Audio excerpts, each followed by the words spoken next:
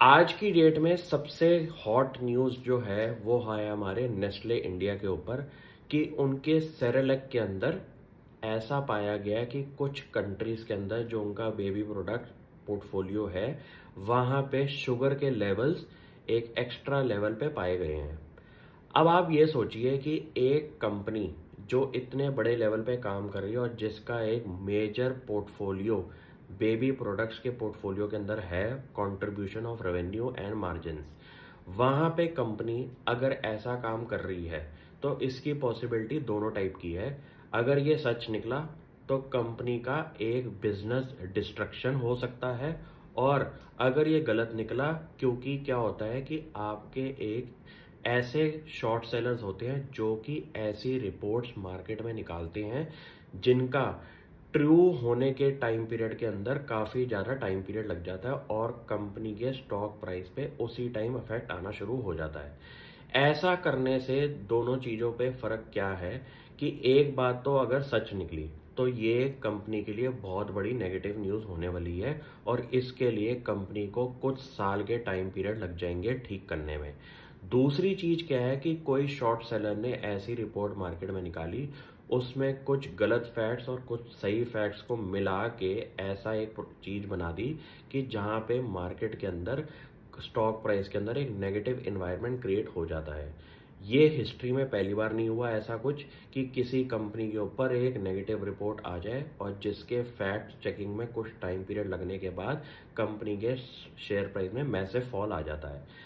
आज आप चेक करेंगे पिछले 10 साल के टाइम पीरियड में नेस्ले इंडिया काफ़ी बारी ऐसे ट्रैप्स के अंदर फंसा हुआ है। इससे पहले उनका एक ट्रैप फंसा था जहां पे मैगी को लेके क्वेश्चंस शुरू हुए थे। आपने नोटिस किया था कि कंपनी का स्टॉक प्राइस बहुत मेजर फॉल में गया था। क्यों?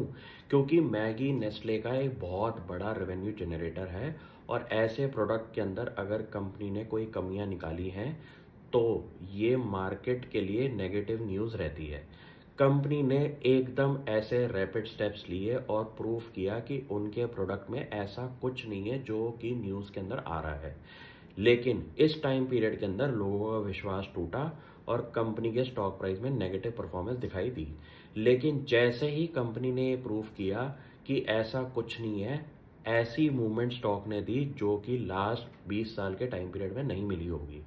ऐसा करने से आपको एक चीज़ प्रूव हो जाती है कि ये जो बड़ी कंपनीज है ना, ये इतने बड़े लेवल पे काम इसलिए कर पाती हैं क्योंकि इनके पास एक टीम साइज ऐसा होता है जो कि ऐसी सिचुएशंस के अंदर ऐसे स्टेप्स लेते हैं अपनी इन्वेस्टर कम्युनिटी के लिए और अपने कंज्यूमर्स के लिए जो कि उनके प्रोडक्ट्स यूज़ कर रहे हैं कि उनका कंपनी के साथ ट्रस्ट बना रहे।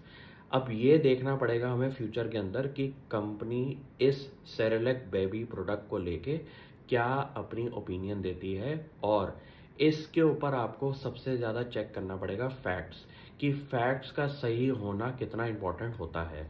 ये अभी फ़िलहाल जो है आप इस पे नहीं कह सकते कि कौन ठीक है।